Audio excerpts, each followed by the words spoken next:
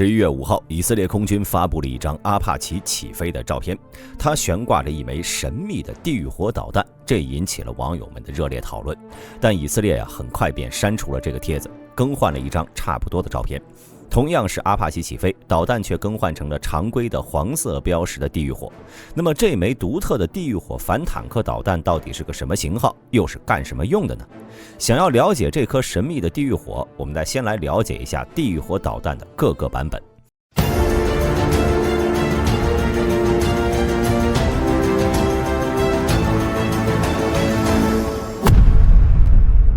地狱火导弹呢，主要是分为2代，初代导弹为 A 到 H 型，以及特殊的 L 型和 R 型。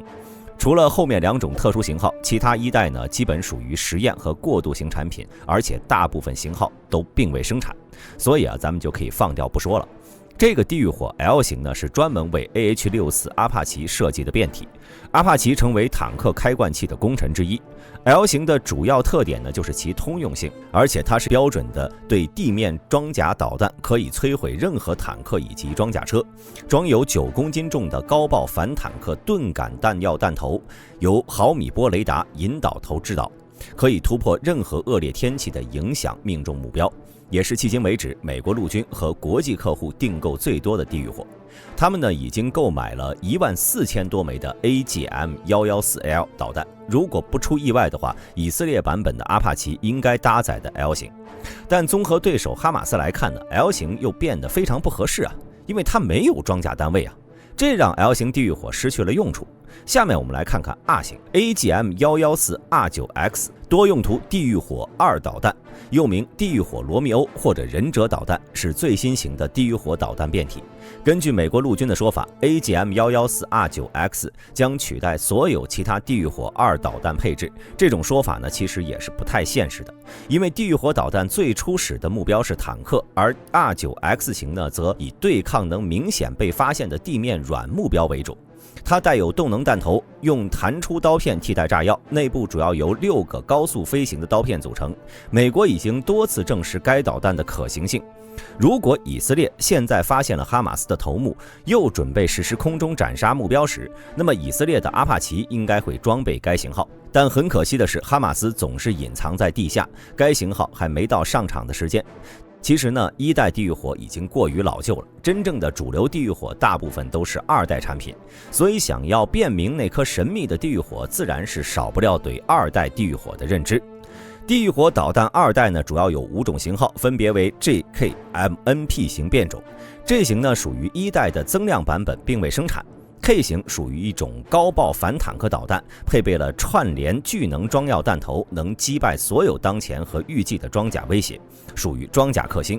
还是那句老话啊，哈马斯没有装甲单位，所以 K 型基本不会被装备。M 型呢是一种爆炸碎片导弹，专门为建筑物、掩体、轻型装甲车辆和洞穴等软目标而设计的。这就有意思了。从表面上看， M 型地狱火呢是最适合以色列在加沙地带作战的武器了。N 型是一种金属增强装药变体，目标为围墙、舰船、软性攻击目标以及防空设施。这种呢多少和 M 型类似，但是呢它却是温压弹头版，带有持续燃烧属性，提供了更多对人的杀伤。最后的 P 型呢属于无人机搭载版本，所以咱们也暂不讨论。咱们知道了地狱火不同的用途，那么再来看看这张图片。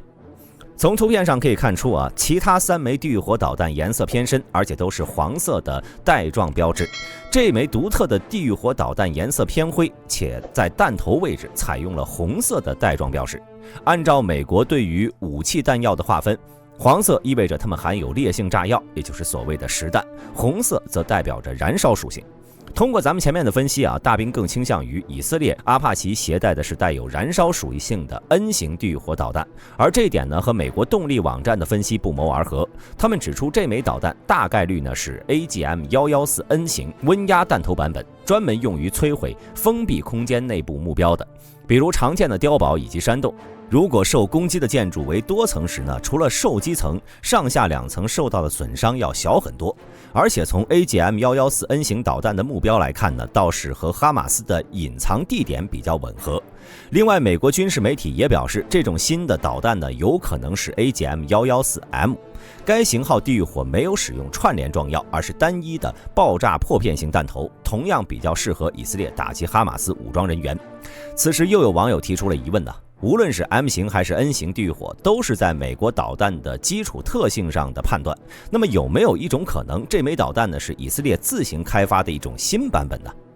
正当网友们还在讨论的时候，以色列却删除了帖子，更换了照片，那枚神秘的地狱火导弹不见了，取而代之的是一枚常见的 L 型地狱火，唯一没变的是那个标题。我们继续在拉斯维加斯大道上行动和进攻，与战场上的战士并肩作战。这就让人产生疑问了，红色带状标识的地狱火到底是个什么来头？以色列为什么要删除那张照片再发布呢？网上的讨论度非但没有减少，反而对于消失的地狱火导弹产生了更多联想。国外的网友甚至有更加夸张的言论，他们认为这种带有红色标识的地狱火不但不是普通的地狱火导弹，甚至是一种化学武器。他们表示，图片放大之后显示的是紫色，而且紫色前面有一圈深绿色的环，再结合前几天以色列要动用核武器的猜想，大兵只能说网友们想象力太丰富了。首先，放大之后产生的紫色和绿色痕迹呢，大概率是相机的原因，而且并没有确实证据表明以色列拥有大规模杀伤性武器，在历史上呢也没有使用过，所以基本排除了化学武器的可能性。目前呢，关于这枚特殊的地狱火导弹，并没有特别明确的说法，大多数呢都是网友以及军事媒体的猜测。但不论如何，它肯定不是普通针对反装甲作战的地狱火。从以色列发布之后很快删除的紧张态度来看，大概率是燃烧弹或者温压弹头的地狱火。正如洛克希德马丁公司对地导弹项目系统总监吉米所解释的那样，MAC 配置的地狱火的早期版本已经在伊拉克自由行动中经过战斗检验，并被政府认可使用，可以满足城市地区镇压武装分子的要求。MAC 弹头使我们的部队能够以高杀伤力和最小的附带损害消灭城市环境中的威胁目标。这非常符合现代加沙地带以色列对哈马斯的需求。不过呢，此时有人提出了新的可能性，以色列的导弹我们呢却一直在用美国的颜色标识来判断，如果去掉美国的颜色标识的判断标准，那么这枚导弹又是什么身份呢？此时，一个有过美军服役经历的网友表示 ，AGM-114N 也不一定带有红色标识，也有可能是改装后用来屋顶敲击的缩水版本。为了后面更好的理解，这里大兵先说一下屋顶敲击是什么意思。通常呢，将非爆炸性或者低当量的地狱火发射到房屋顶部或者高层建筑物上，提前预警这里将会发生空袭，让居民有提前逃离的时间。大众对于这类型的武器缺乏认知所以可能会忽略这个版本的地狱火，而美国也在提醒以色列多使用缩水版的地狱火，可以有效地减少伤亡。美国军方过去也曾证实，他们使用地狱火进行敲屋顶。早在2016年4月，时任坚决决心行动情报副指挥官的美国空军少将彼得 ·E· 格斯滕解释过一次在任务中的敲屋顶行为。